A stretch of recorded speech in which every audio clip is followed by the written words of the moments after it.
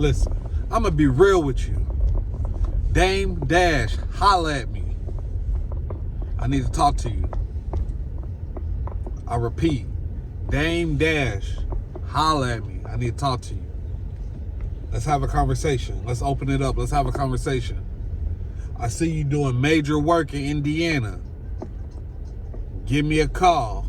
Dame Dash, holla at me.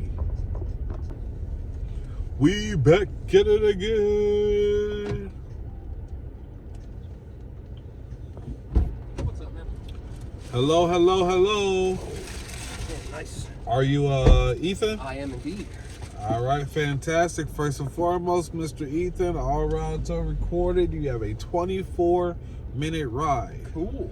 Feel free to enjoy the tablet because the tablet is free. Oh, cool. I didn't even notice that. Sweet, man. I'm like a baby with this. Get your gadgets? Yeah, exactly. Yeah. It's like a set of keys in front of me. Oh, yeah, okay. Okay, Yeah. I hear you. My responsibility is to get you where you're going safely. I appreciate it, sir. Thank you. But you out here doing some shopping? Just a little bit of shopping, yeah. I couldn't resist myself Black Friday and all that. Okay. What'd you get? Just a couple t-shirts. I'm wearing one of them. It's a shirt with a skeleton pointing a gun at you, and it says, born to shit, forced to wipe. Okay, not pointing a gun at me. No. Just like the viewer. Yeah, okay. I hear you. Yeah. You know, I got this really great idea for clothing, but and I got a couple pieces together, but it's not really friendly. I know what you mean. I actually make a couple shirts like that. Okay. Are you passionate about creation? I am indeed. Yeah. I sell I sell shirts that are like making fun of 9/11 and like terrorist attacks and stuff like that. Yeah, it's in bad humor. I'll admit it. But I sell like at least a couple hundred of them every week, and I'm pretty proud of it. Oh wow. Okay. Yeah. So that's a real thing. Oh yeah, 100%. Okay. You got to get a website and a storefront and everything, and just do everything like that. Okay. People will catch on. I post on Twitter like maybe once every couple weeks, and people just see what I post and they buy the shirts. Yeah, I respect that, man. I respect that. I appreciate that. Thank you. I want to put some women on my shirt. You could do that, yeah. Yeah. I would buy that too. Full print. Okay. It's like so you get different pieces of the photo, throughout the whole thing. Yeah. The whole thing Kind is of canvas together. Yeah. That's very cool. I think Teespring or something. I think it's called T.com. Mm-hmm. It's so print on demand type stuff. But I put like 3 little designs up there, but I it's not really my passion. I know what you mean. Trust me. The shirt stuff, I'm very passionate about it. But if I'm gonna be honest, it's like I just do it because it's money and it's a good way to get some creative juices flowing and stuff. But yeah, if I really was doing what I wanted, like I probably would be doing something completely different. Oh yeah, absolutely. Ain't nothing wrong with expressing your creativity. Yeah, of course not. You got to. A lot of people I know they work manual jobs and stuff, and there's no shame in that whatsoever. But they don't have any creative outlets, and they're just kind of frustrated all the time because of it. Yeah. It can be rough. It certainly can be. Yeah. But you're doing the Teespring. You already at least are trying. The fact that you know, like at least one print on. You know what print on demand means. That alone tells me that you are like somewhat passionate about this. Yeah, but I just like you said, I believe in multiple streams of revenue. Yep. Passive revenue too. Yeah. So one day, I'm at the point I haven't gotten any mock versions to actually see what it would look like on a person in real life. I think if I took it that far, I would probably be more passionate about it once I'd be like, oh, I can actually... It's real and touchable and right. cool. Same thing with me. I was making like the designs for my shirts for like years before I made the shirt. And when I finally was like, all right, let's put one of these on a shirt and see how it feels, and I got it shipped to my house and like felt it, wore it, went outside with it. Man, that was like a life-changing moment. It was like, oh, okay, this is something that like is real now. Yes. So that's what I'm saying. Like, yeah.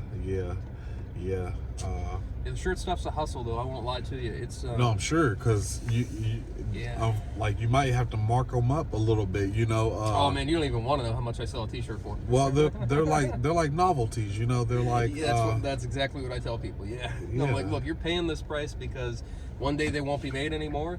And even aside from that, it's like there's Maybe I don't want to make them tomorrow. Yeah. You know what I mean? Like, they could be stopped. They could be turned off tomorrow. And I tell people I sell like a normal T-shirt for $45 a pop. Yeah. That's a good thing. Is it really? Listen. I've seen band T-shirts for like 100. Yes, that's why I was like, yes. all right, this is somewhat fair. Yeah, that's what I'm saying. But see that again, it's all in perception, you know. 100%, yeah. If you put yourself out there as a brand that's worth $40 bucks for a T-shirt, yeah, people, they won't just be okay with it. They'll be like happy to buy from you for that. Yeah. You know, I mean, I have a T-shirt that's like same quality as like a Walmart T-shirt, and I'll sell that for $45 bucks. But meanwhile, Walmart, you can buy it for 10. Yeah, and that's part of why people want to buy mine. But see, that's what I'm saying. Like, no, I wouldn't compare it to. It's not the same thing. It's like agree. You have when people buy from you, they're buying from you because they believe in you. Exactly. If they're buying from like a Walmart shirt, they're just cold, or they just like the AC/DC logo. You know, it's nothing special. It's not anything real. But you're 100% correct. When people buy from my store, there's more of a connection going on. Yeah, for sure. Yeah. So that's what I'm saying. $45, that's not bad, man. Like, that's not bad at all. I go all in with the packaging too, because like the shirts are. The gimmick is it's supposed to be shirts you're not able to wear like in airport security or like getting into like any government building. I have one shirt that says "not a flight risk," but the "not a" is 50 times smaller than the flight risk portion. Oh, okay. So you functionally just look like you're wearing a fucking shirt that says "flight risk."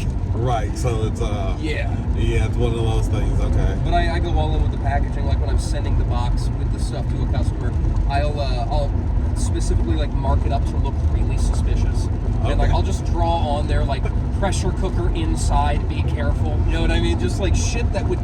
I'm surprised those packages haven't been opened. You know what I mean? Right. Yeah. So it's something. It's like gag jump. 100%. Yeah. It's supposed to be like, hey, you're lucky this showed up to your front door. Right. And if you wear it, you know it's gonna be controversial. Oh, 100%. Yeah. And I think we live in a time where it's like let's press the boundaries just to have fun. Let's just have some fun with it. That's when Uncle Ben got taken off the box of rice during the whole the protests and everything. One of my very first shirts, I took Uncle Ben's face and I put him on a shirt and I put the words "Free my boy." Yeah. Because they took him off the goddamn box, dude. That's not fair. Yeah. That's not fucking cool. Yeah. See, they're trying to censor. It's just overly sensitive and shit like that. Yeah. Well, what kills me is their logic for it was, okay, well, he was an ex-slave, and that's true. But Uncle Ben on that box, the lore behind it is he was a freed American slave. But he's always been. Why in the hell are you removing him from the fucking box, dude? That's like re-enslaving him. Yeah. What the fuck are you doing? Dude, I know. This guy. I'm not trying to be rude or anything, but it's like, seriously, what are you doing? Yeah. Don't take him off the damn box. That's all he had, dude. That's all he had. That's all he fucking had.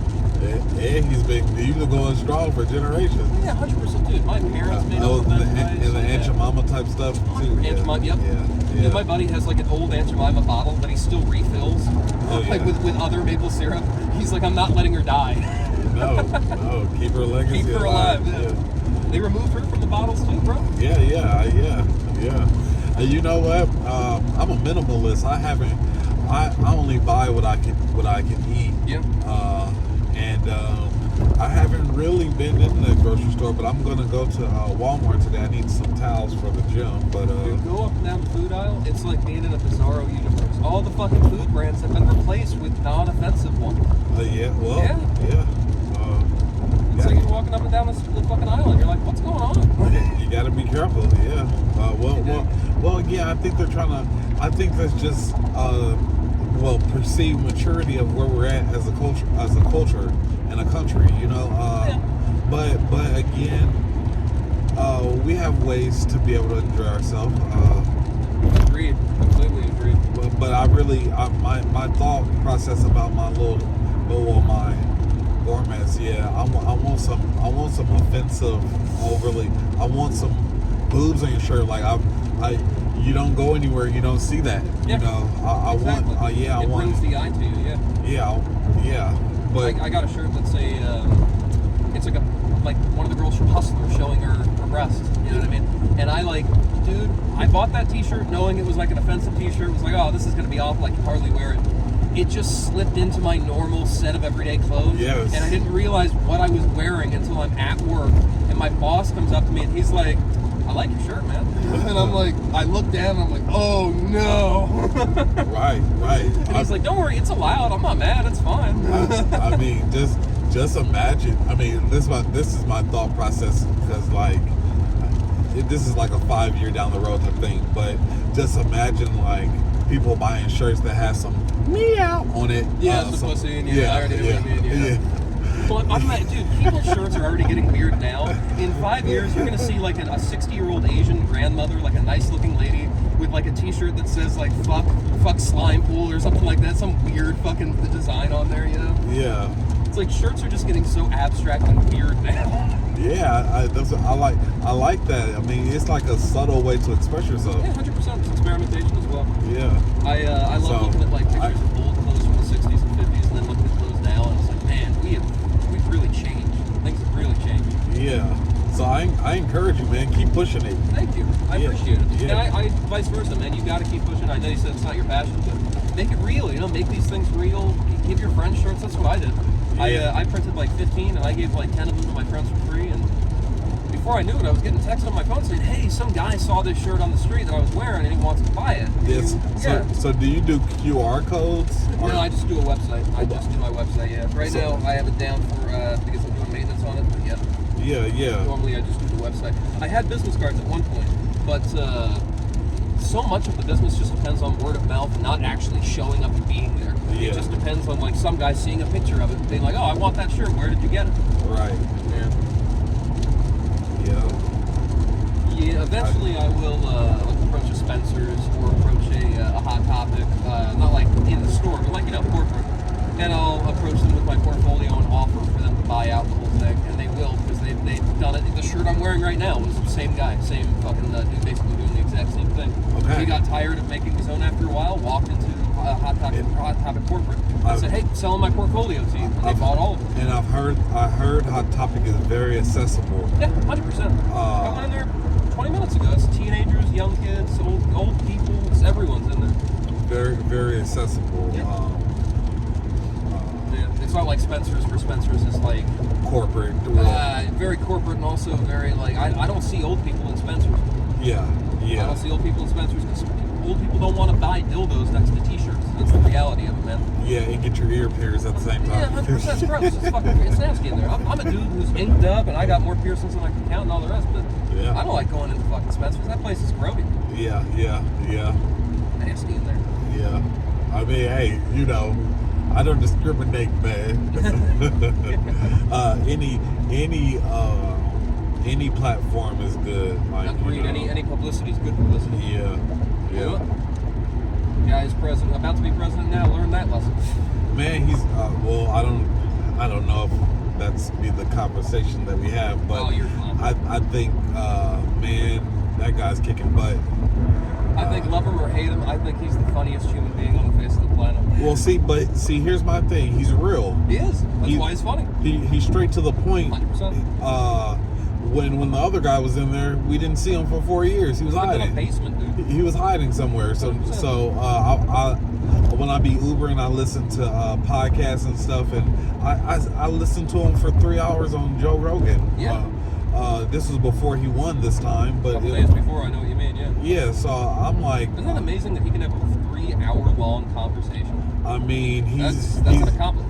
But let me tell you the truth. He's been the same guy. Yeah, of course he is. Since he came down the escalator, man. He's been the same guy for the past 30, 40, 50 years. I grew up with him. Like, I grew up watching The Apprentice. I grew up with my dad telling me, even before he ran for president, my dad always was just, look, here's a successful guy. He was nearly bankrupt at one point, but he clawed himself out of it. He's a smart dude. He represents a lot of what America is supposed to be. Potentially, 100%. yes. Yeah. 100%. Yeah. The fundamental parts of it, the American dream aspect of it. Yeah. To fail and to still rise again. To be able to fail. Exactly. To have the opportunity to fail. There you go. Yeah. It's an amazing American story. People who say, "Oh, he's gone bankrupt 8 times." Cool. That's how you do it. Don't you want the guy who's failed 8 times to help you versus the guy who hasn't ever? Right. No risk, no reward. 100%. The guy who's failed multiple times, it's like he knows what to fucking do. Okay. He's done it 8 times before. Clearly, he has a strategy. 100%. And the other thing too is, all right, he went bankrupt those number of times. How much money does he have now? 0 or a couple billion? Oh, a couple billion. Okay.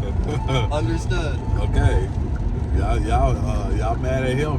I think he understands the game. 100%. What I like the most about him too is he'll say some shit a lot of the times that I just don't agree with or don't like or don't think is true. But you know what? He doesn't apologize for things that he believes in. He'll apologize for things that he's wrong in. And he'll stick to his guns about the things he knows he's right in. He won't let himself get bullied by little pieces of statistics and media and horseshit. And, oh, I have the figures here, sir. Right. He doesn't let himself get beaten down like that. Meanwhile, Bush, Clinton, Reagan, they all did. They all listened to the press. They all waited for the question to be finished. Trump starts attacking the reporter before the question's even out of their fucking mouth. Because he's like, I've already heard that. Exactly. And he has. He literally already has. He's like, you know what? And actually, and I'll tell you another thing about the disgusting lies you say. They're lies. Everybody knows they're lies. I walk into a big room full of liars, and they say, "Wow, he's a big liar." Perhaps the biggest liar. I love doing that voice. It's so good. Oh man, that was great. I like to entertain myself, but like when I'm in my room alone and I'm just bored, I'll be like, and I'll tell you another thing about smoking weed, because I'll just, I'll be smoking like a blunt or something. I'll be like, and we love the kush, we love THC, we love getting high, we love the terpenes. Okay, that's very true. But he's strong. He's a strong man. I can tolerate someone being wrong every once in a while. You know what I can't tolerate? A fucking weak leader who I feel like I can just like completely, not even physically dominate, but like I could intellectually destroy Joe Biden. The guy's been a senator for 50 years. I've been alive for 25. I could body him. Yeah. I would humiliate him verbally so badly that people would be trying to make me stop because it'd be obvious I'm just abusing an old man. Okay. And it's like, that's the president? And even beyond that, you're gonna let him pick who's next? Fuck that! No, I'm saying like he's been hiding, in a basement, right? What kills me too is when he came into office, I actually kind of wanted a little bit from him. I thought it might be a change in pace, and but you know what? Maybe we could get a smart guy at the same time as having like a kind guy. And I think now, 4 years into this awful experiment, I realized I'll take the hard guy. I'll take him. It's fine. We can make up for it later. Yeah. He's gonna at least make a difference. 100%. The other guy is gonna be so passive that it doesn't even matter. He didn't do anything good or bad. It's just neutral horseshit. Well, what he did was allow the establishment to just run shit for 4 years. You've seen how bad it fucking gets. The establishment likes to increase the cost of your food. And everything else. Yeah, 100%. I don't know. The food thing, that's the thing that kills me most. I'm trying to starve you out, bro. I'm not going all the way over, am I? I have no clue. I'm not gonna lie. He's okay. I'm sorry. I got it. But no, the food thing, that upsets me the most, man. Because in any other country, like, you go to China, where they care so little about their own population that they measure, like, incidents in total population count. Like, oh, how bad was the accident? Oh, not too bad. Only 2% of the country got killed. Oh, okay. Yeah, they care so little. That's what they do. But over there, when food starts to increase, the Chinese government will straight up just throw cash at the problem to keep food low. Want to know why? Civilians shouldn't have to fucking bear the cost of businesses collapsing. Well. You should be able to feed yourself, regardless of if some fucking CEO made the wrong choice. But China does do a lot of manufacturing. Yeah. Yeah. Well, they're all manufacturing. Yeah, 100%. They're farming and they're agriculture and stuff. They're what I'm talking about is they have food price control. Right. They try very hard to control the price of food. So in China, like in 10 years, they might have an economic crisis which causes almost everything in China to be radically expensive. Like a phone will be as expensive here, and that's a problem. But I guarantee food will remain the exact same cost because the government will literally say, fuck it, let everything get more expensive, but keep food manageable. Okay. Because they understand more than anyone. And you're saying the food price here is going through the roof. That's going fucking up. And it's not even just, that's not an anecdote. That's true. The price of eggs has gone up by like 40%. Right. And like staple products, dude, eggs and like bread and all the rest. That's what's going on. That's a problem. The essentials. Essentially, exactly. China understands more than anyone. They have 1.4 billion people. You want to know what happens if some of those, not even most, but some of them can't eat? Who? The Chinese? Yeah, you want to know what happens if some of those 1.4 billion people don't get to eat? They riot. Yeah, the Chinese government ceases to exist. That's the entire point I'm bringing up. They understand better than anyone. Yeah. They don't have 1.4 billion people. They have 1.4 billion hungry mouths, which they must always satisfy. Then they can go back to their business. Okay. The real mission of China, number one priority, is feed these people. Then we can do whatever else we're doing. Right. Every bridge, every fucking dam, every single civil project, every one of those cities you see, which are like 3-tiered, where they're literally like bridges in the sky connecting skyscrapers. They had to feed people before they even thought about designing that. Yeah, but see that if the people understand that the government cares enough about me to make sure I eat, they'll do more. 100%. That's why China gets all the things that they get. Their people are way more loyal to the government because the government is the one that raised them from poverty. 50, 60 years ago, most Chinese people were living in the mud, the dirt, like the actual fucking dirt huts and such. The KMT and the PLA, the two armies which were opposing each other in China during the warlord period, they trashed the entire fucking country. They trashed it. People were eating, like, literally, they were taking grass and turning it into loaves of bread and eating that. Oh, wow. That's how hungry they were. And the Chinese Communist government, for all the shit that we give them, well, they came in and they gave food and houses and education and all the rest to all of those Chinese people. All of them. 1.4 billion people got food off the back of the communists. Oh, wow. You're never going to be able to get rid of that loyalty, ever. See, yeah, that's what. Yeah. I think maybe that's what Mr. Trump was thinking with these stimulus checks, but That was a mistake. yeah, some people just got big screen TVs and them. That's one thing that he did wrong that he kind of gets a pass for, and I'll be the first to admit it too. The stimulus shit, it's like, man, that shouldn't have been done. We shouldn't have done that. There should have been another way figured out to stimulate the economy without just dropping money in people's bank accounts. That's not. Yeah. That just can't be. You know what I'm trying to say? Right. It could have been. Well, I mean, again, I don't know enough about it. About economics and stuff? Yeah, I just know it happened. The very first rule that we learned in high school, I took a macro and a micro AP course. The very first thing you learn is you can't just print more money. Every government which has tried to just print more money has failed. Yeah. You print more money and the rest of the money becomes worthless. The French did it, the British did it, the Chinese did it, the Russians did it. The only group of people on the planet which hadn't done it was us, and then we did it. Oh, okay. So you think it's coming to a halt soon? Oh yeah. Okay. I think that we've been resting our. Let me ask you something. Do you really think how many trillions of dollars we have in this country? It doesn't add up, does it? No. They say we have all these trillions, but I see homeless people with their teeth rotting out of their mouth. I thought in this country. I thought we were in debt. Oh, we're in debt, and we have to China. It's a mix. It's a mix. It's a dual. We have it because we borrowed it. Exactly. Yeah, we're borrowing money from them, and hypothetically we could pay them off. But why haven't we? But this, but that. It's a whole mix of things. The reality is also the U.S. economy only functions if people buy our debt. If China stopped buying our debt, we would be bankrupt tomorrow. We need countries to buy our debt and our promises. And from their perspective, it's actually not that bad of a deal. It's actually a great deal. U.S. debt is the best debt because the Russians defaulted on theirs a couple times. The English, they defaulted on theirs separate. The Chinese, they regularly default on theirs. Every country defaults on their debt obligations at some point. But you want to know the one country in the existence of the world which has in its 250-year history never backed down on a debt obligation, ever? The United States of America. Yeah. Our treasury bonds have a 100% repayment rate. Okay. We have never, ever deferred payment of a bond. Doesn't happen. Okay. We were in World War II, not knowing if we were about to get the shit shot off us by the fucking Nazis, still honoring those fucking treasury bonds. Okay. I learned something new today. That's why that's why this country always works, because we're always open for motherfucking business. We bomb in the fucking the jabs. At the same time, New York Stock Exchange is still fucking running. That's how it goes, brother. How it goes.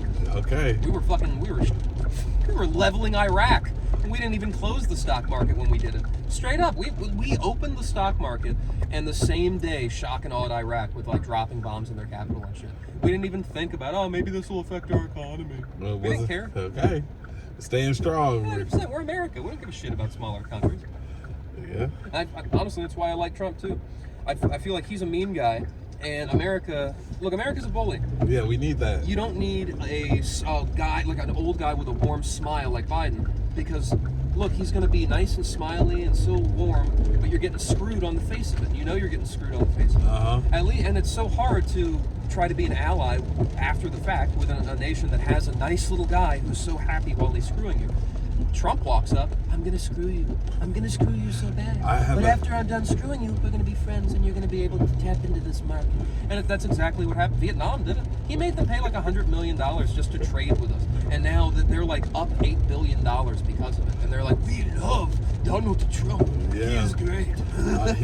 He gets the results, man. Yeah, 100%. He gets the results. 100%. The other thing too is, and the racism label with him never worked for me because you see him in other countries, they love him, bro. They love him.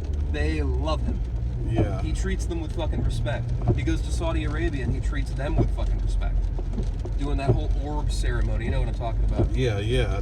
No, he's legendary. Like, from my perspective, he's been authentic from day one. Even when he was younger, you know. Yeah, when he was younger too, he was man.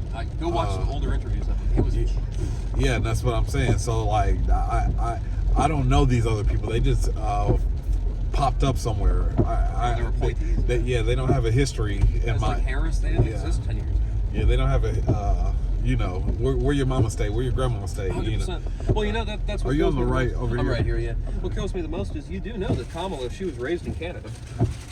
Yeah, most of the people. A lot of them are. It's like a lot of American. You'd be surprised. A lot of American politicians have dual citizenship. It's open, Mr. Ethan. I want to thank you for riding with Uber. Hey, that's been the best conversation I've had all day, sir. You've been a pleasure. Thank you. Happy holidays. Happy holidays. God bless you, sir. Oh God.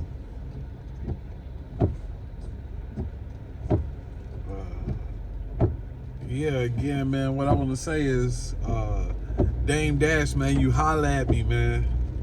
We need to have a conversation, man. I got something for you, Dame Dash. Holla at me. If anybody know how I can get in contact with Dame Dash, y'all leave a comment right now. On gang.